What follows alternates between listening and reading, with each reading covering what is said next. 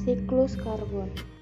Siklus karbon adalah aliran karbon melalui berbagai bagian sistem di bumi, baik melalui tumbuhan, hewan, dan manusia yang terjadi secara alami. Siklus karbon merupakan daur biogeokimia, yaitu salah satu siklus alam yang melibatkan aspek bio, geo, dan kimia dalam proses perputaran siklus. Siklus karbon berperan penting dalam proses pemanfaatan CO2 yang berada di udara untuk beberapa keperluan fotosintesis tumbuhan serta pembentukan CO2 kembali. CO2 atau karbon dioksida adalah gabungan dari satu molekul karbon serta dua molekul oksigen. Sumber penyumbang karbon.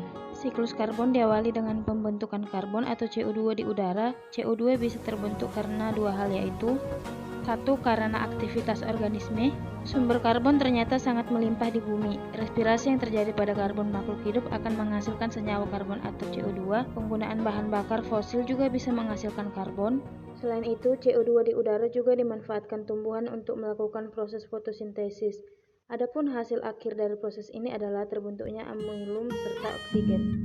Baik fotosintesis atau respirasi serta makhluk hidup merupakan salah satu sumber terbentuknya karbon dioksida atau CO2. Sedangkan tinggi rendahnya kadar CO2 serta O2 di atmosfer dipengaruhi oleh beberapa aktivitas fotosintetik. Siklus karbon sederhana dan singkat pada makhluk hidup. Siklus ini pada dasarnya merupakan proses dari dua langkah yang melibatkan fotosintesis serta respirasi, di mana tanaman hijau mengalami fotosintesis pada siang hari dengan menghirup CO2, selanjutnya melepaskan oksigen dan zat gula. Berikut penjelasan lengkap dari siklus karbon. Fotosintesis.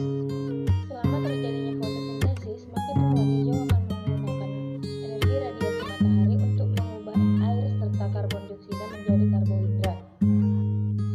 Dalam proses fotosintesis, tumbuhan atau pohon mengubah energi radiasi dari sinar matahari menjadi energi kimia yang ditangkap oleh ikatan molekul karbon yang didapatkan dari gas CO2 atau karbon dioksida di udara dan di air. Proses fotosintesis pada tanaman menghasilkan senyawa glukosa yang diketahui mengandung 6 atom karbon, 12 atom hidrogen, 6 atom oksigen. Respirasi. Respirasi pada tumbuhan merupakan kebalikan dari fotosintesis, yaitu proses penguraian bahan makanan untuk menghasilkan energi. Proses ini terjadi di stomata atau mulut daun. Melalui stomata, tumbuhan akan menyerap O2 atau oksigen dan mengeluarkan atau menghasilkan karbon dioksida. Untuk menghasilkan beberapa energi adenosin trifosfat, dalam reaksi kimia, oksigen diperlukan oleh semua sel-sel tubuh. Manusia dan hewan bernapas menghirup O2 oksigen dalam udara bebas dan membuang CO2 atau karbon dioksida ke lingkungan. Selanjutnya, aktivitas alam. Contoh dari aktivitas alam itu sendiri yaitu kebakaran hutan dan erupsi vulkanik. Karena aktivitas dari gunung berapi yang akan mengeluarkan larva juga menjadi salah satu sumber karbon bumi. Gas karbon yang melimpah dapat mengakibatkan polusi serta suhu udara yang panas. Kemudian, keberadaan karbon. Perlu kita ketahui bahwa karbon yang tersimpan di bumi memiliki berbagai bentuk.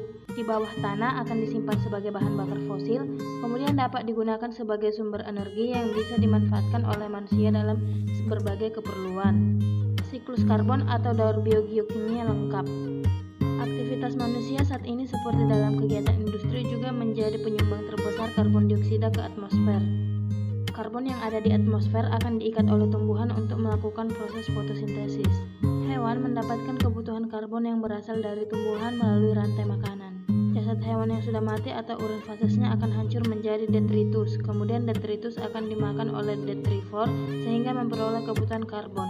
Bahan bakar fosil dari jasad atau fosil tersebut merupakan salah satu bahan bakar yang digunakan sebagai sumber energi dalam aktivitas industri, kendaraan bermotor, dan lain-lain.